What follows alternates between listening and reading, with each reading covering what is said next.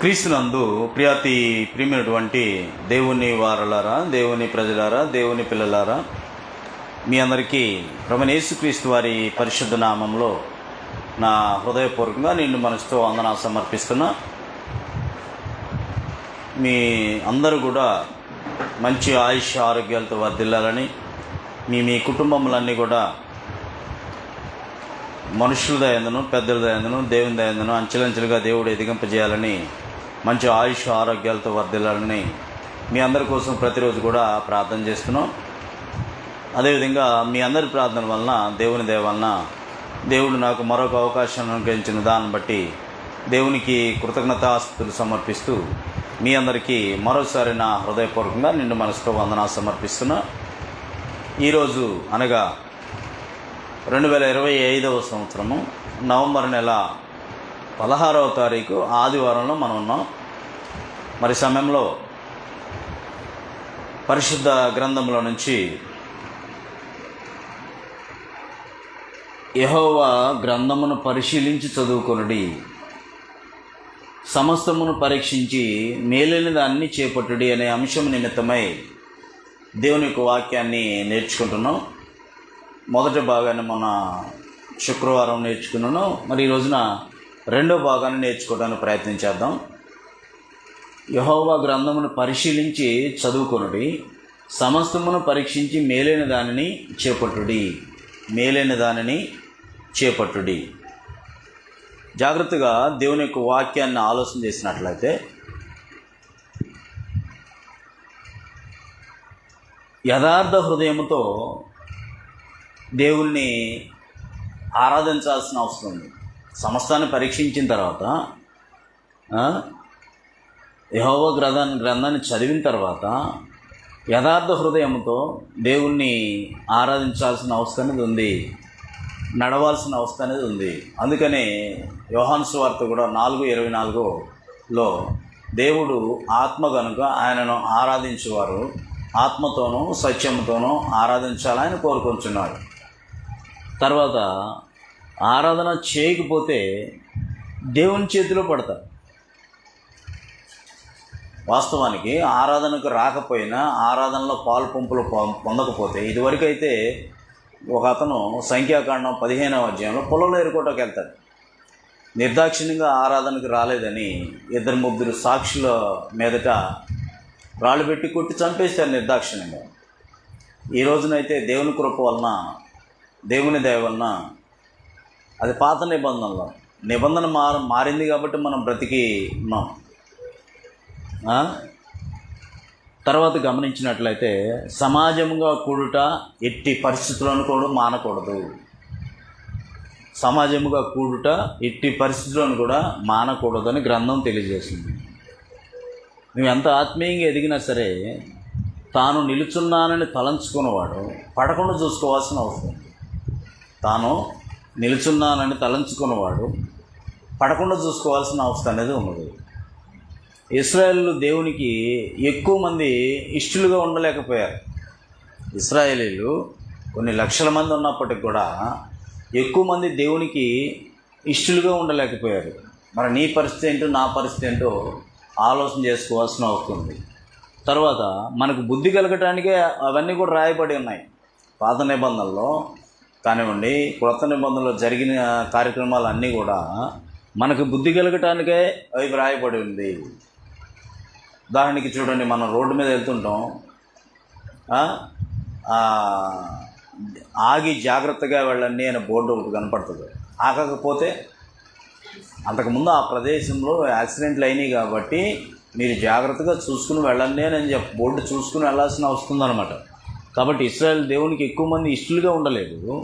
మనకు బుద్ధి కలగటానికి అవన్నీ కూడా రాయబడి ఉన్నాయి. మరి చదువుకుని దాని ప్రకారం మనం నడవాల్సిన వస్తుంది. యెహోవా గ్రంథాన్ని పరిశీలించి చదువుకుని సమస్తాన్ని పరీక్షించి మేలైన దాన్ని చేపట్టాల్సిన అవసరం అనేది ఉంది. తర్వాత దేవుని మీద తిరగబడుతున్నామా? దేవుని మీద ఒకవేళ ఏమైనా తినడానికి తిండి, ఉండడానికి ఇల్లు, కట్టుకొని బట్ట అన్నీ దేవుడు అనుగ్రహించిన తర్వాత దేవుని మీదే తిరగబడే స్థితిలో ఏమైనా ఉంటున్నామేమో, ఎవరంతటి వారు ఆత్మ పరిశీలన చేసుకోవాల్సిన అవసరం అనేది ఉన్నది కదా. తర్వాత ముఖస్థుతి చేస్తున్నామేమో. ముఖస్థుతి వాళ్ళు చేశారు. ఇశ్రాయేల్ కొందరు 78వ కీర్తనలో ముఖస్థుతి చేశారు.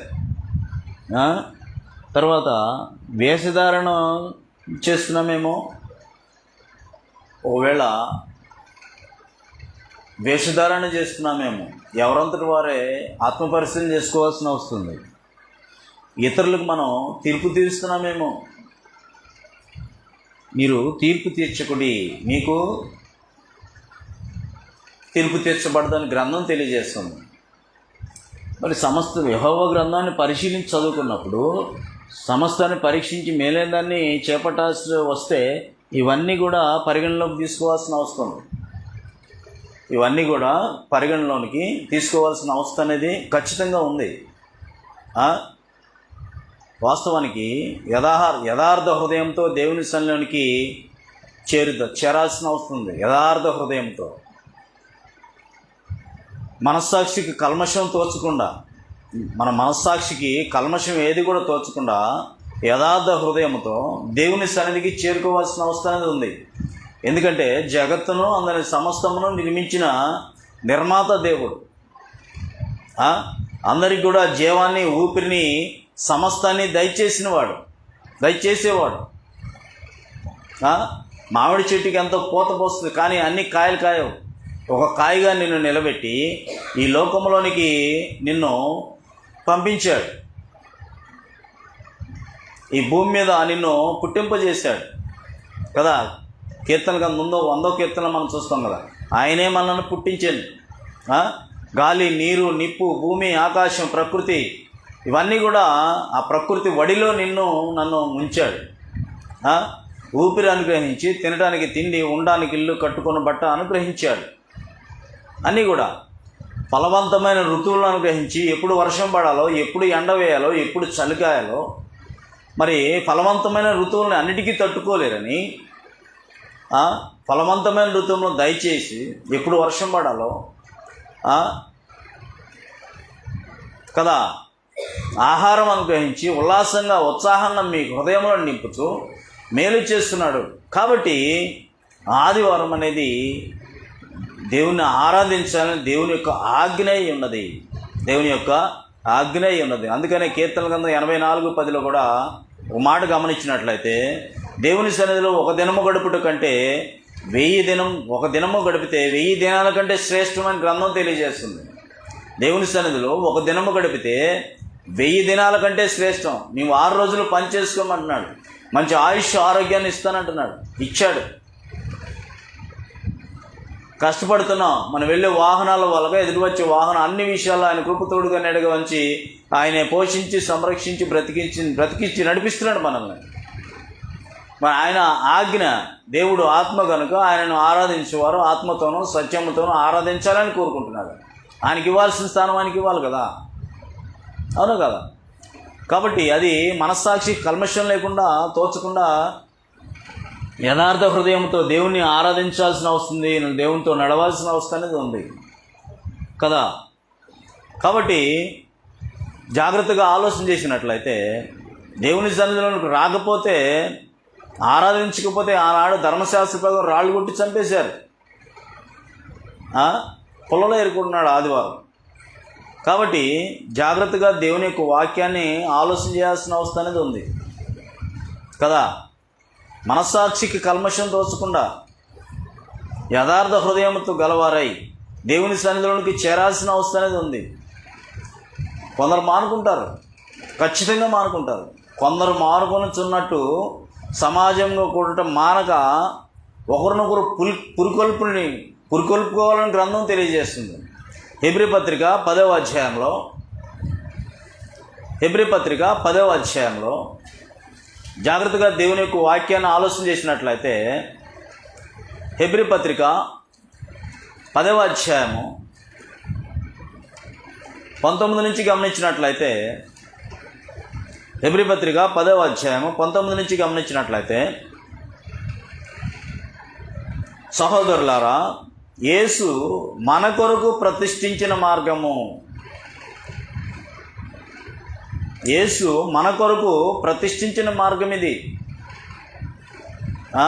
మార్గమును అనగా నూతనమైనదియు జీవము గలదియు ఆయన శరీరము అను తెర ద్వారా ఏర్పరచబడినది అయిన మార్గము, వంకర మార్గం కాదు ఇది. ఆయన తన రక్తం వలన పరిశుద్ధ స్థలమునందు ప్రవేశించుటకు మనకు ధైర్యము కలిగి ఉన్నది కనుక దేవుని ఇంటిపైన మనకు గొప్ప యాజకుడు ఉన్నాడు గనుక మనస్సాక్షికి కల్మషము తోచకున్నట్లు ప్రోక్షింపబడిన హృదయములు గలవారమును నిర్మలమైన ఉదకముతో స్నానము చేసిన శరీరములు గలవారమై ఉండి విశ్వాసములో సంపూర్ణ నిశ్చయత కలిగి, సంపూర్ణ నిశ్చయత శరీరం కాదంటది. నేను పడుకున్నాను, నేను లేవలేను అంటది. శరీరానుసారులు అయితే శరీరాన్ని అనుసరించి ఇంక పడుకుంటారు, ఏముందిలే అన్నట్టుగా బతికిస్తారు. ఆత్మానుసారులు అయితే ఆత్మ గద్దిస్తూ ఉంటుంది. సంపూర్ణ నిశ్చయత కలిగి యథార్థమైన హృదయంతో మనము దేవుని సన్నిధానముకు చేరుదము. వాగ్దానము చేసిన వాడు నమ్మదగిన వాడు కనుక మన నిరీక్షణ విషయమై మనం ఒప్పుకొని ఉన్నది నిశ్చయముగా పట్టుకుందాం. మనం ఏదైతే ఒప్పుకున్నామో దాన్ని గట్టిగా నిశ్చయంగా పట్టుకుందాం. కొందరు మానుకొనుచున్నట్టు సమాజము కూడట మానక ఒకరినొకడు హెచ్చరించు. ఒకవేళ నేనే బద్దకిచ్చాను, నువ్వు ఈరోజు ఆదివారం ఆరాధించాల్సిన రోజు ఏంటి ఇంకా నువ్వు అని చెప్పేసి ఒకరినొకరు హెచ్చరించాల్సిన వస్తుంది. హెచ్చరించు ఆ దినము సంభవించుట మీరు చూచిన కొలది కూడా మరి ఎక్కువగా అలాగూ చేయుచు ప్రేమ చూపుటకును సత్కార్యము చేయుటకును ఒకరినొకడు పురుకొల్పుకోవాల్సిన ఆలోచన చేయాల్సిన అవసరం, ఒకరినొకడు పురుకొల్పుకోవాల్సిన అవసరం అనేది ఉంది. మనము సత్యమును గురించి అనుభవ జ్ఞానం పొందిన తర్వాత, అనుభవం ఉంది కదా, అనుభవం పొందిన తర్వాత బుద్ధిపూర్వకంగా పాపం చేసిన ఎడల పాపమునకు బలి ఇంక ఉండదు. కానీ న్యాయపు తీర్పునకు భయముతో ఎదురు చూచుటయు విరోధులను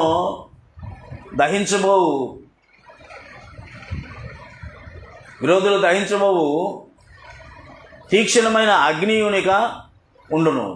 ఎవడైనాను మోషే ధర్మశాస్త్రం నిరాకరించిన ఎడల ఇద్దరు ముగ్గురు, అదిగో ఇందాక చెప్పుకున్నాం, ఇద్దరు ముగ్గురు సాక్షుల మాట మీద కనికరింపకుండా, ఎటువంటి కనికరం అనేది చూపకుండా వాడిని చంపించుదురు. సంఖ్యాకాండం 15వ అధ్యాయం 35-36లో పుల్లలేరు కోటకి వెళ్తే ఇద్దరు ముగ్గురు చూసినప్పుడు రాళ్లబెట్టి నిర్దాక్షిణ్యం చంపేశారు. పాత నిబంధన ఆజ్ఞ మన ఇట్లుండగా దేవుని కుమారుని పాదముతో తొక్కి తాను పరిశుద్ధపరచుటకు సాధనమైన నిబంధన రక్తమును అపవిత్రమైనదిగా ఎంచి కృపకు మూలముగా ఆత్మను తిరస్కరించిన వాడు ఎంత ఎక్కువైన దండనకు పాత్రుడిగా ఎంచబడిన మీకు తోచును. పగ తీర్చుట నా పని, నేనే ప్రతిఫలమిత్తున నీవు, మరియు ప్రభు తన ప్రజలకు తీర్పు తీర్చిన నీవు చెప్పిన వాడిని ఎరుగుదుము కదా. అప్పుడేమవుతావు? జీవము గల దేవుని చేతిలో పడిపోతాం. భయంకరం అంటున్నాడు. ఆరాధన చేయకపోతే, దేవుని సన్నిధికి రాకపోతే దేవుని చేతిలో పడిపోతావు. ఇంకా భయంకరం అది అంటున్నాడు. కాబట్టి జాగ్రత్తగా దేవుని యొక్క వాక్యం ఆలోచన చేసినట్లయితే మనస్సాక్షి కల్మషం అంటకుండా యథార్థమైన హృదయం గల మరే దేవుని సన్నిధికి చేరుకోవాల్సిన అవసరం ఉంది. ఎవరు వచ్చినా ఎవరు రాకపోయినా నేను వెళ్ళి తీరాలి, ఆరాధించాలని చెప్పేసి సమస్తాన్ని పరీక్షించినప్పుడు నువ్వు అదే కదా దృఢ నిశ్చయిత చేసుకోవాల్సింది. యెహోవా గ్రంథం పరిశీలించినప్పుడు నువ్వు చేయాల్సిన పని అదే కదా, అవునా కదా? కాబట్టి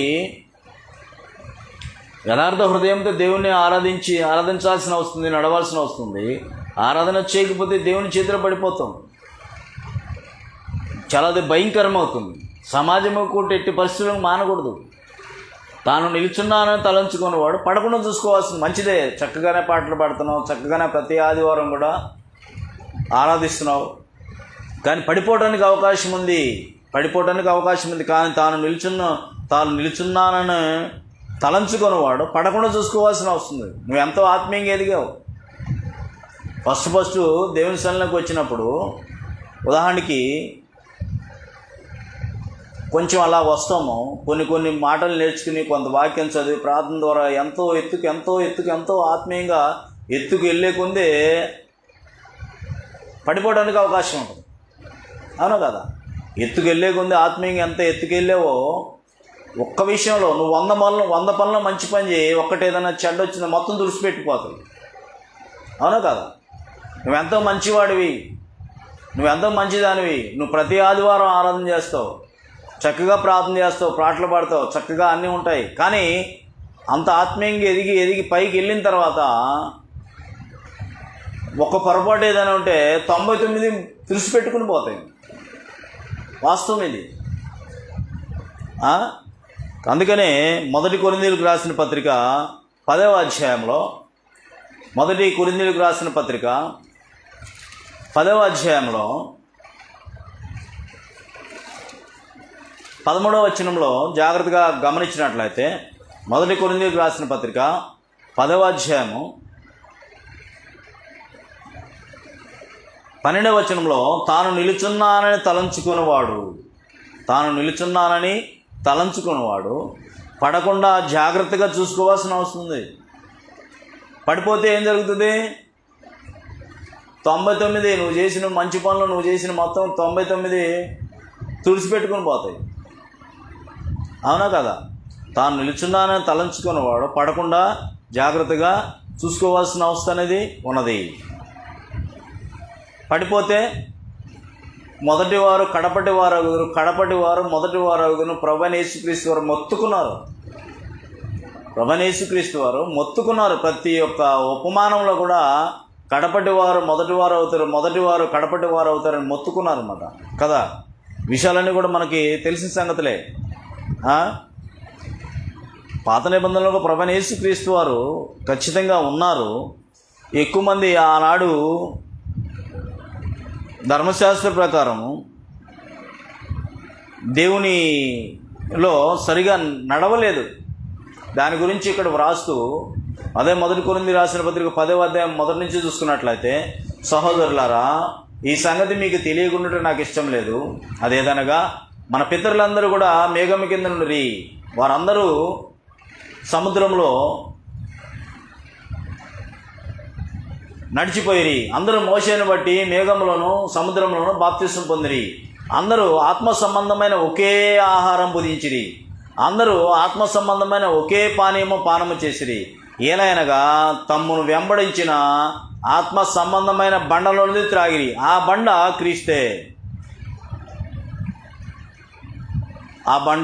క్రీస్తే. అయితే వారిలో ఎక్కువ మంది అంట దేవునికి ఇష్టలుగా ఉండలేకపోయారు. నీ పరిస్థితి ఏంటి, నా పరిస్థితి ఏంటి? వారిలో ఎక్కువ మంది దేవునికి ఇష్టలుగా ఉండలేకపోయారు కనుక అరణ్యంలో సంహరింపబడి వేల మంది సంహరింపబడి. వారు ఆశించిన ప్రకారం మనం చెడ్డ వాటిని ఆశింపుకున్నట్లు ఈ సంగతులు మనకు దృష్టాంతములుగా ఉన్నవి.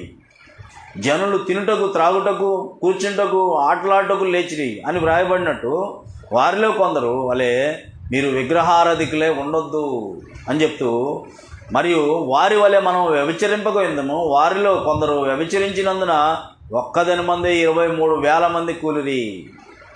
ఒక్కరోజు 23,000 మంది కూలిరంట. మన ప్రభువును శోధింపకపోయిందము. వారిలో కొందరు శోధించి సర్పం వలన నశించిరి. మీరు సనగకుడి. మాట్లాడితే ఏం ప్రార్థన ఏందో, నేను ఎప్పటి నుంచో ప్రార్థన చేస్తున్నాను, నాకు అదే అవ్వట్లేదు, నాకు ఇదే అవ్వట్లేదు, నాకు తినడానికి తిండి లేదు, ఉండటానికి ఇల్లు లేదు, కట్టుకోవడం బట్టలేదు, ఉద్యోగం లేదు, అది లేదు, ఇది లేదని చెప్పేసి సణుగులు పెడుతూ గొణుగులు పెడుతూ ఆయన్ని బాధ పెడుతున్నామేమో. ఒక్కసారి ఎవరంతటి వారు ఆత్మ పరిశీలన చేసుకోవాల్సిన అవసరం ఉంది. మీరు సణగకుడి. వారిలో కొందరు సణిగి సంహారకుని చేత నశించిరి. ఈ సంగతులు దృష్టాంతములుగా వారికి సంభవించి యుగాంతమందు మనకు బుద్ధి కలగటానికే వ్రాయబడెను. యుగాంతమందు మనకి బుద్ధి కలగటానికే వ్రాయబడి ఉన్నాయని చెప్పి తాను నిలుచున్నానని తలంచుకునేవాడు పడకున్నట్లు జాగ్రత్తగా చూసుకోండి అంటున్నాడు. సమస్యలు, ఇరుకులు, ఇబ్బందులు ఇవన్నీ సర్వసాధారణమే. సాధారణంగా మనుషులకు కలుగు శోధన పప్పు మరి ఏదీ లేదు, మీకు సంభవింపలేదు. దేవుడు నమ్మదగిన వాడు. మీరు సహింపగలిగినంతకంటే ఎక్కువ ఆయన మిమ్మల్ని శోధింపబడనీయుడు. అంతేకాదు, సహించగలుగుటకు ఆయన శోధనలో కూడా తప్పించుకునే మార్గాన్ని కూడా ఖచ్చితంగా కలుగజేస్తాడని గ్రంథం తెలియజేస్తుంది. తప్పించుకునే మార్గాన్ని కూడా ఆయన ఖచ్చితంగా చేస్తాడు. కాబట్టి జాగ్రత్తగా యెహోవా గ్రంథాన్ని పరిశీలన చేసి సమస్తాన్ని పరీక్షించి మేలైనదాన్ని చేపట్టాల్సిన అవుతుంది. యథార్థ హృదయంతో దేవుని ఆరాధించాలి, నడుచుకోవాలి. ఆరాధన చేయకపోతే దేవుని చేతిలో పడిపోతాము. సమాజంగా కూడుకుంటే మానుకోకూడదు. ఎప్పుడు కూడా ఏ కార్యక్రమానికి కూడా మానుకోకూడదు. శుక్రవారం కూడా జరుగుతుంది, మనకందరికీ తెలిసిన అన్ని కార్యక్రమం పాల్గొని పొందాల్సిన వస్తుంది. తాను నిల్చున్నాను తలంచుకున్నవాడు పడకుండా చూసుకోవాల్సిన వస్తుంది. ఇశ్రాయేలీలు దేవునికి ఎక్కువ మంది ఇష్టలుగా ఉండలేకపోయారు. ఇవన్నీ ఎందుకు రాయబడ్డాయంట? మనకు బుద్ధి కలగడానికి రాయబడ్డాయి. మన బుద్ధి కలగడానికి రాయబడ్డాయి.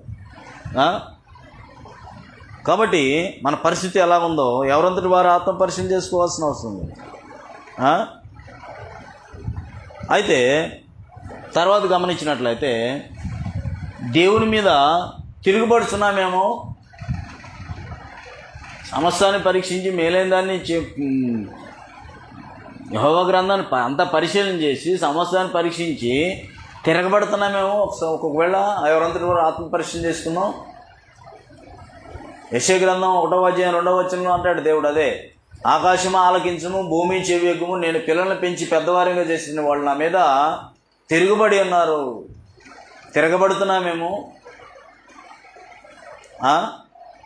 వాస్తవానికి తిరగబడుతున్నామేమో ఒకసారి ఆలోచన చేయాల్సిన అవసరం ఉంది. లేక ముఖస్థుతి చేస్తున్నామేమో. కీర్తనల గ్రంథం 78వ కీర్తనలో ముఖస్థుతి చేశారు వాళ్ళు. కీర్తనల గ్రంథము 78వ కీర్తన జాగ్రత్తగా గమనించినట్లయితే, కీర్తనల గ్రంథం 78వ కీర్తన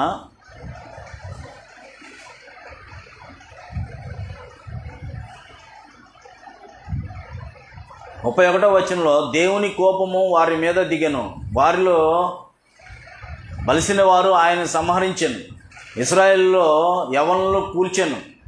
ఎంత జరిగినను వాళ్ళు ఇంకనూ పాపము చేయొచ్చు ఆయన ఆశ్చర్య కార్యములను బట్టి ఆయనను నమ్ముకొనకపోయారంట. 36వ వచనంలో అయినను వారి హృదయము ఆయన ఎడల స్థిరముగా ఉండలేదు, ఆయన నిబంధనను వారు నమ్మకముగా గైకొనలేదు. నోటి మాటతో ఆయనను ముఖస్తుతి చేసిరి, తమ నాలుకతో ఆయన యొద్ద బొంకిరి అంటున్నాడు. ముఖస్తుతి చేశారు. ముఖస్తుతి చేస్తున్నామేమో. వేషధారులై ఉండొద్దు అంటున్నాడు. ఒకవేళ వేషధారులమై ఉంటున్నామేమో, ఒకవేళ వేషధారణలో ఉంటున్నామేమో. మత్తయి సువార్తలో తెలియజేశాడు 6వ అధ్యాయంలో, మత్తయి సువార్త 6వ అధ్యాయంలో వేషధారణ చేస్తున్నామేమో.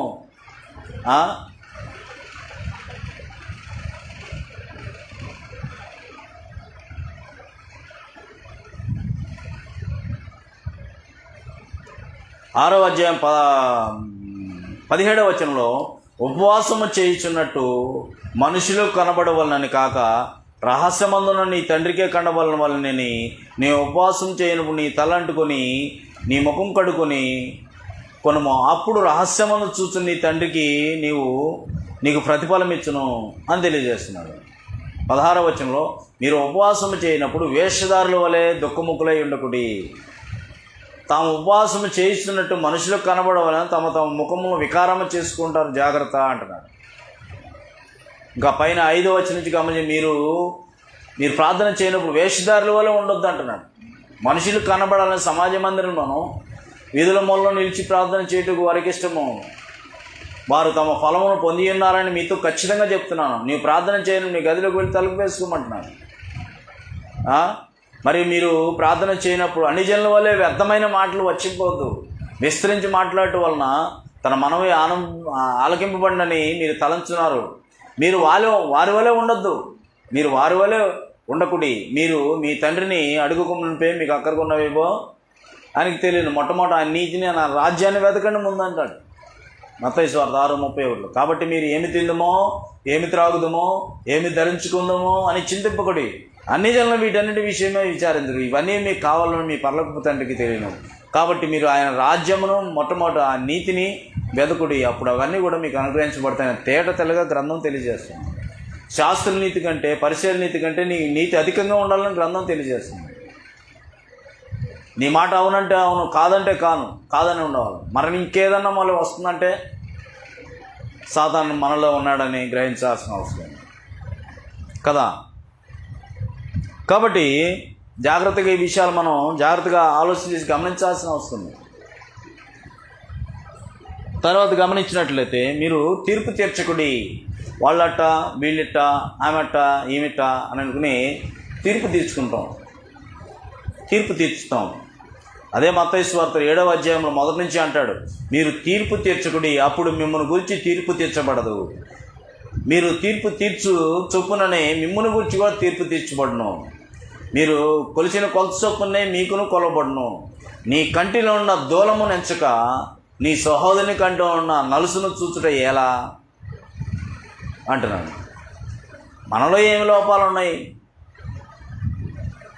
మనలో ఏం దోషాలు ఉన్నాయి అని చెప్పేసి మనంతటి వారు ఆత్మపరిశీలన చేసుకోవాల్సిన వస్తుంది.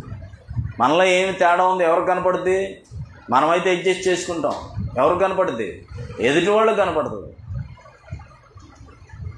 కావాలండి మీ ఫ్రెండ్స్ని అడగండి, మీకు బాగా దగ్గరగా ఉన్న వాళ్ళని అడగండి, నాలో ఏదైనా లోపం ఉందా ఏంటి నేను నా పరిస్థితి అని చెప్పేసి. తన పొరపాట్లు కనుగొనగలవాడేవాడు. ఎవరి పొరపాట్లు వాళ్ళకి తెలియవు.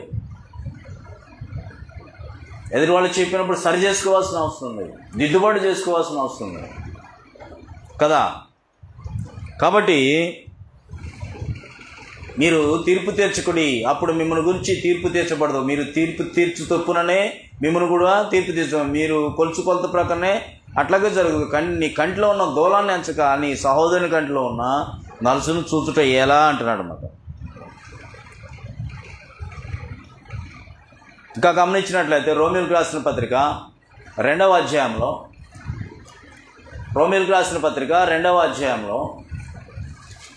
ఏదో అంటారు, చెప్పటానికి నీతులు ఉన్నాయి కానీ చేయటానికి లేదన్నట్టుగా ఇక్కడ రోమీయులకు రాసిన పత్రిక 2వ అధ్యాయం మొదటి నుంచి గమనించినట్లయితే, కాబట్టి తీర్పు తీర్చు మనుష్యుడా, నీవెవడవైనానో సరే నిరత్తరుడవై ఉన్నావు. దేని విషయంలో ఎదుటివానికి తీర్పు తీర్చుతున్నావో దాని విషయంలో నీవే నేరస్తుడు అని తీర్పు తీర్చుకొనుచున్నావు. ఏలైనగా తీర్పు తీర్చి నీవును అట్టి కార్యములనే చేయుచున్నావు కావా? అట్టి కార్యములు చేయవారి మీద దేవుని సత్యమును అనుసరించినదియే అని ఎరుగుము. అట్టి కార్యములు చేయవారికి తీర్పు తీర్చుచు వాటినే చేయుచున్న మనుషుడా, నీవు దేవునికి తీర్పు తప్పించుకుందు అనుకుంటున్నావా? నువ్వు ఎదుటి వాళ్ళకి తీర్పు తీర్చేటప్పుడు, దేవుడు నీ ఎడలు తీర్పు తీర్చాల్సి వచ్చినప్పుడు తప్పించుకోవడానికి ఏమైనా అవకాశం ఉందా? లేదు కదా, అవునా కదా. నీ కఠినత్వమును మార్పు నంది నీ హృదయమును అనుసరించి ఉగ్రత దినమందు, అనగా దేవుని న్యాయమైన తీర్పు బయలుపరచబడిన దినమందు నీకు నీవే ఉగ్రత సమకూర్చుకొనిచున్నావు. ఆయన ప్రతి వానికి వాని క్రియల చొప్పున ప్రతిఫలం ఇస్తాడు. ఏంటంట? ఆయన ప్రతి మనిషికి వాని క్రియల చొప్పున ప్రతిఫలం అనుగ్రహించబడును. అందుకనే 1 కొరింథీ 15:58 మీ ప్రయాసం వ్యర్థము కాదని ఎరిగి స్థిరులను కదలని వారు ఎప్పటికీ ఆసక్తులై ఉండమంటాడన్నమాట. ఆయన ప్రతి వానికి వాని క్రియల చొప్పున ప్రతిఫలం ఖచ్చితంగా ఇస్తాడు. 8వ వచనంలో, అయితే మీ భేదములు పుట్టించి సత్యమునకు లోపడక, ఎవరెవరైతే సత్యం ఒకటి ఉంటే ఇంకొకటి కూడా ఉంది, ఇంకొక దేవుడు కూడా ఉన్నాడు, అట్లా కాదు ఇట్లా కూడా చేయొచ్చు అని చెప్పేసి భేదములు పుట్టించి సత్యమునకు లోబడక దుర్నీతికి లోబడి వారి మీదకి దేవుని ఉగ్రత రౌద్రము ఆయన వచ్చును. దుష్కార్యము చే ప్రతి మనిషిని కూడా ఆత్మకు, మొదటి యూదునికి గ్రీసునేసునికి కూడా శ్రమయు వేదన కలుగును. ఆయన రంగంలోకి దిగుతాడు.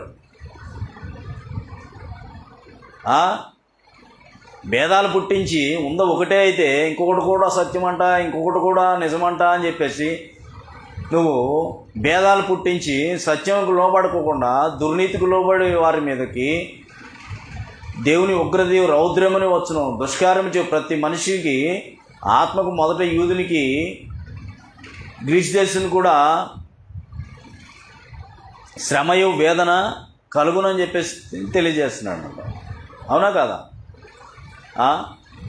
17వ వచనం నుంచి నీవు యూదులు అని పేరు పెట్టుకొని మనం ఏం చేస్తున్నాం? క్రైస్తవులు అని పేరు పెట్టుకున్నాం. నమ్మి బాప్తిస్మం పొందిన ప్రతి ఒక్కరు కూడా క్రైస్తవులే. నీవు యూదులని పేరు పెట్టుకుని ధర్మశాస్త్రం ఆశ్రయించి దేవుని యందు అతిశయించున్నావు కావా? ఆయన చిత్తం ఎరిగి ధర్మశాస్త్రమును ఉపదేశం పొందిన వాడవై శ్రేష్టమైన వాటిని మెచ్చుకొనుచున్నావు కావా? జ్ఞాన సత్య స్వరూపమైన ధర్మశాస్త్రము గలవాడవై ఉండి నేను గుడ్డివారికి తోవ చూపువాడను, చీకట్లో ఉండవానికి వెలుగును, బుద్ధిహీనులకు శిక్షకుడును, బాలురకు ఉపాధ్యాయుడినై ఉన్నానని నీ అంతటి నీవే ధైర్యం వహించుకొనుచున్నావు కావా? ఎదుటి వానికి బోధించు నీకు నీవు బోధించుకొనవా అంటున్నాడు. అంతే కదా? ఎదుటి వాళ్ళకి చెప్పేటప్పుడు నువ్వేమంటారు? వాళ్ళు 100 మంచి పనులు చేసావు, ఒకటేదో లోపం ఉంది, ఏమంటారు వాళ్ళు? 99 కొట్టుకుపోవా, నీది నువ్వు చూసుకోవాయా అంటారు. అవునా కాదు? కాబట్టి ఎదుటివానికి బోధించు నీకు బోధించుకొనవా? దొంగిల వద్దని ప్రకటించు నీవు దొంగిలదవా? వ్యభిచరింపవద్దని చెప్పు నువ్వు వ్యభిచరించేదవా? విగ్రహాలుగా అసహించుకొని నీవు గుళ్ళను దోచదవా? ధర్మశాస్త్రం అతిశయించి నీవు ధర్మశాస్త్రము మీరుట వలన నీవు అవమానపరచదవా? వ్రాయబడిన బట్టి ఎవరి వలన అవమానం వస్తుంది? ఎక్కడో ఏదైనా అపవిత్రమైన కార్యం జరిగింది, వాడి పేరు ఏంటంటే యాకోబు, యోసేపు, ఏదో క్రైస్తవ పేర్లో ఉంటాయి. వ్రాయబడిన ప్రకారం మిమ్మల్ని బట్టే కదా దేవుని నామం అన్యుల మధ్య దూషింపబడుతున్నట్టాడు. నీ వలన ఏమన్నా దేవుని దోషం తీసుకొస్తున్నామా? దేవుని చెడ్డ పేరు తీసుకొస్తున్నామా? 28వ వచనంలో బాహ్యమునకు యూదుడైన వాడు యూదుడు కాడు, శరీర బాహ్యమైన సున్నతి కాదు. నువ్వు సున్నతి చేర్చుకున్నంత వల్ల నువ్వు పరిశుద్ధుడు, నీతిమంతుడు జడ్జిమెంట్ రాదు. అయితే అంతరంగం లోపల అంతరంగమందు యూదుడైన వాడే యూదుడు. మరియు సున్నతి హృదయ సంబంధమైన ఆత్మ సంబంధమైన జరిగినదే కానీ అక్షరం వలన కలుగునది కాదు. అట్టి వానికి మెప్పు మనుషుల వలన కలగదు, దేవుని వలన కలుగుతుంది అంటున్నమాట. కాబట్టి ఎదుటివానికి మీరు తీర్పు తీర్చుకుడి అంటాడనమాట. కాబట్టి జాగ్రత్తగా ఆలోచన చేసినట్లయితే తీర్పు తీర్చేవాళ్ళుగా మనము ఉండకూడదు. ఎప్పుడు మనం నీతిగా ఉన్నప్పుడు మనం అన్ని కంట్రోల్గా ఉన్నప్పుడు, దేవుడు చెప్పింది చేసినప్పుడు ఇతరులకు చెప్పడానికి అవకాశం అనేది ఉంటుంది. అందుకనే కదా నీ కంట్లో ఉన్న ముందు నలుసును తీసేసి అప్పుడు తేటగా కనపడుతుంది అనమాట. ఎదుటివానికి నువ్వు తీర్పు తీసేటప్పుడు నీ కంటిలో ఉన్న ఆ నలుసును తీసుకున్నట్లయితే తేటగా కనపడుతూ అంటాడు. కొంతమంది ఉంటారు, నేనే నీతిమంతుడిని, ఇంకెవరు లేరు, నేను చేసేది కరెక్టు, మిగిలిన ఎవరు చేసినా అది రాంగే అని చెప్పేవాళ్ళు ఉంటారు. లూకాసు వార్తలో మనకు ఆ సందేశం కనపడుతుంది. లూకాసు వార్త 18వ అధ్యాయంలో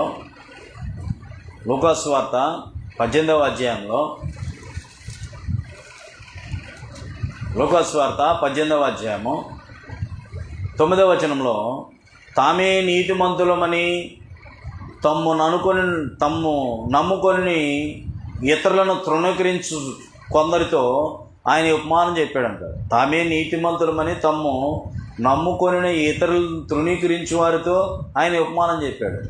ఏంటి? ప్రార్థన చేయడానికి 2 మనుషులు దేవాలయానికి వెళ్ళారు. వారిలో ఒకడు పరిసేయుడు, ఒకడు సుంకరు. ఏం చేశారు వీళ్ళు వెళ్ళి? సుంకరు ఏం చేస్తున్నాడు? పరిసేయుడు ఏం చేస్తున్నాడు?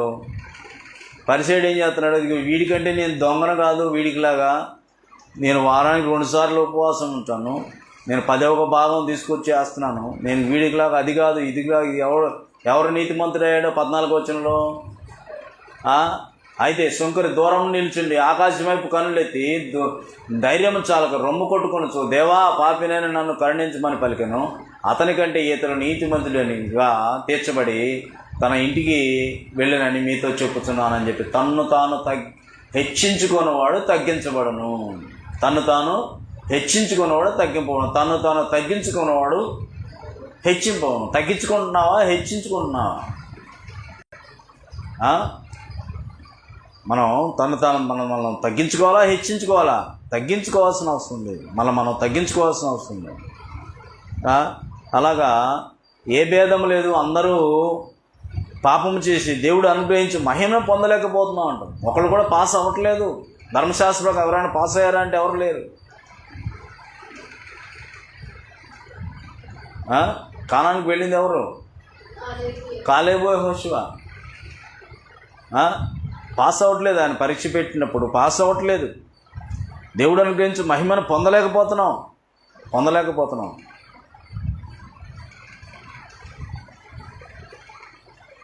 దేని గురించి ఆలోచన చేస్తున్నాం అంటే ఈ శరీరం గురించి ఆలోచన చేస్తున్నాం. ప్రార్థన చేసినా ఈ శరీరం గురించే ప్రార్థన చేస్తున్నాను. నేను ముగింపులోకి వచ్చాను, నేను ముగించబోతున్నాను. యాకోబు రాసిన పత్రికలో 1వ అధ్యాయము, యాకోబు రాసిన పత్రిక 4వ అధ్యాయం 1 నుంచి గమనించినట్లయితే, నేను గొప్ప అని చెప్పేసి పోరాటాలు మీలో యుద్ధములు పోరాటములు దేని నుండి కలుగుతున్నవి? మీ అవయములలో పోరాడు మీ భోగేచ్ఛల నుండే కదా అంటున్నాడు. మీలో యుద్ధాలు పోరాటాలు దేని నుండి కలుగుతున్నాయి? చెప్పడానికి ఏమో గ్రంథాన్ని పరిశీలిస్తున్నానంటున్నావు, సమస్యను పరీక్షించి మేలేదాన్ని చేపడతానంటున్నావు. మరి ఇవి దేని నుంచి కలుగుతున్నాయి అంటున్నాడు. మీలో యుద్ధములు పోరాటములు దేని నుండి కలుగుతున్నాయి? మీ అవయముల్లో పోరాడు మీ భోగేచ్ఛల నుండే కదా. మీరు ఆశించుతున్నారు కానీ మీకు దొరకటలేదు. నరహత్య చేదురు, మత్సరపడుదురు కానీ సంపాదించుకోలేరు. పోట్లాడుదురు, యుద్ధము చేదురు కానీ దేవుణ్ణి అడగనందున మీకేమీ దొరకట్లేదు. మీరు ఒకవేళ అడిగితే దేని నిమిత్తం?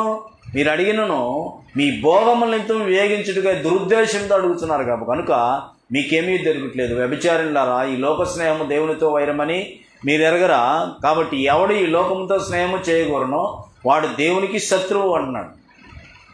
ఆయన మన యందు చేసిన ఆత్మ మత్సరపడినంతగా అపేక్షించున అను లేఖనము చెప్పునది అర్థమని అనుకొనిచున్నారా? కాదు కదా అని చెప్పేసి ఇక్కడ తెలియజేస్తున్నమాట కదా. దేని నుంచి కలుగుతున్నాయి? ఒకవేళ దేవుడు కోరుకోను అంటే ఏం కోరుకుంటున్నాం? భోగేచ్ఛలు మీరు అడిగిన మీ భోగముల నిమిత్తం వినియోగించుటగా దురుద్దేశంతో అడుగుదురు కనుక మీకేమీ దొరకట్లేదు అంటున్నాడు. లోక స్నేహం దేవునితో వైరమని మీరు ఎరగరా అంటున్నాడు. ఎలా ఉంది మన పరిస్థితి?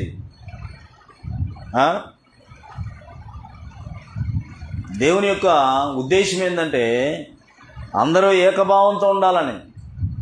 1 కొరింథీయులకు రాసిన పత్రిక 1వ అధ్యాయం 10వ వచనంలో 1 కొరింథీయులకు రాసిన పత్రిక 1వ అధ్యాయం 10వ వచనంలో, సహోదరులారా మీరందరూ ఏకభావముతో మాట్లాడాలంటున్నాడు. ఏకభావంతో మాట్లాడవాలని మీలో కక్షలు లేక ఏక మనసుతోనూ ఏక తాత్పర్యముతోనూ మీరు సన్నద్ధులై ఉండవలనని మన ప్రభువైన యేసుక్రీస్తు పేరిట మిమ్మను వేడుకొనుచున్నాను. నా సహోదరులారా, మీలో కలహములు కలవని మిమ్మల్ని గురించి క్లోయ ఇంటి వారి వలన నాకు తెలియవచ్చాను. మీలో ఒకడు నేను పౌలు వాడను, ఒకడు నేను అపోల్లో వాడను, మరి ఒకడు నేను కేఫా వాడను, ఇంకొకడు నేను క్రీస్తు వాడని చెప్పుకొనుచున్నారన్న తాత్పర్యం. క్రీస్తు ఏమైనా భజింపబడ్డా? పౌలు మీ కొరకు సిలువ వేయబడ్డా? పౌలు నామమున మీరు బాప్తిస్మం పొందారా? ఏం చెప్తాం మనకు దానికి సమాధానం?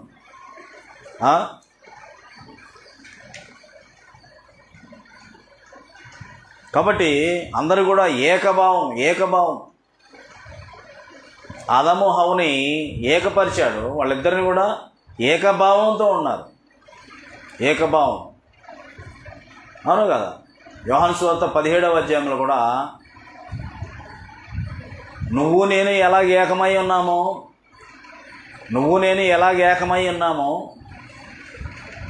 నీ యొక్క వాక్యం వల్ల ఎవరెవరైతే వాక్యాన్ని విన్నారో నీవు నేను వాళ్ళందరూ కూడా ఏకమై ఉండాలని వారి కొరకు ప్రార్థన చేస్తున్నాను అంటాడు. యోహాను సువార్త 17వ అధ్యాయంలో మనకందరికి కూడా తెలిసినట్టుగా యోహాను సువార్త 17వ అధ్యాయము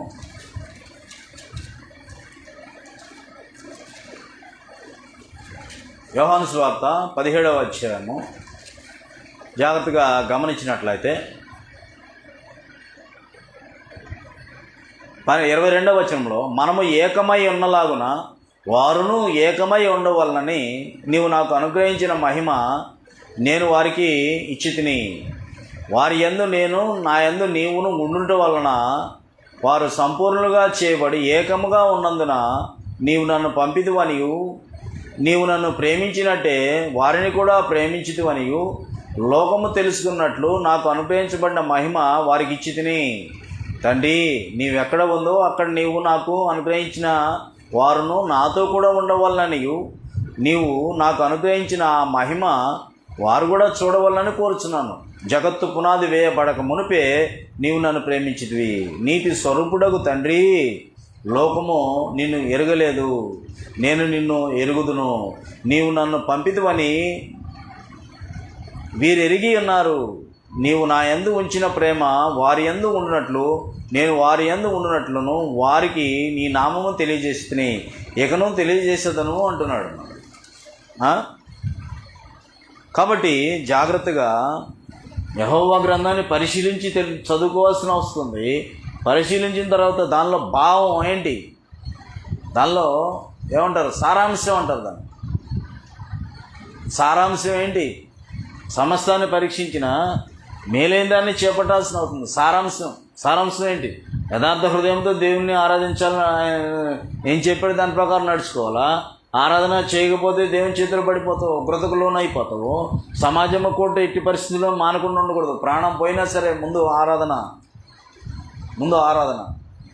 దాన్ని కాదని తొక్కి వెళ్ళిపోతే ఏం జయం పొందలేము మనం. సమాజము కూడా మానుకోకూడదు ఎట్టి పరిస్థితుల్లోనూ కూడా. కష్టమైన నష్టమైన ఎలాగైనా ఏ పరిస్థితులు ఎలాగున్నా సరే ఇది మాత్రం మానకూడదు. సమాజం కూడా మానకూడదు. తాను నిల్చున్నానని తలంచుకున్నవాడు పడకుండా చూసుకోవాల్సిన వస్తుంది. ఇశ్రాయేలీయులు దేవునికి ఎక్కువ మంది ఇష్టలుగా లేకపోయారు. దేవునికి ఇష్టంగా ఉంటే ఏమిస్తాడు నీకు? దేవునికి ఇష్టంగా ఉంటే ఏమిస్తాడు నీకు? ప్రసంగి గ్రంథం 2వ అధ్యాయంలో ప్రసంగి గ్రంథం 26వ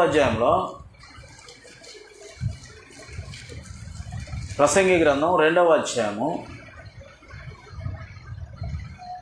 26వ వచనంలో, ఏలయనగా దైవ దృష్టికి మంచివాడుగా నుండు వానికి దేవుడు జ్ఞానమును, తెలివిని, ఆనందమును అనుగ్రహించును.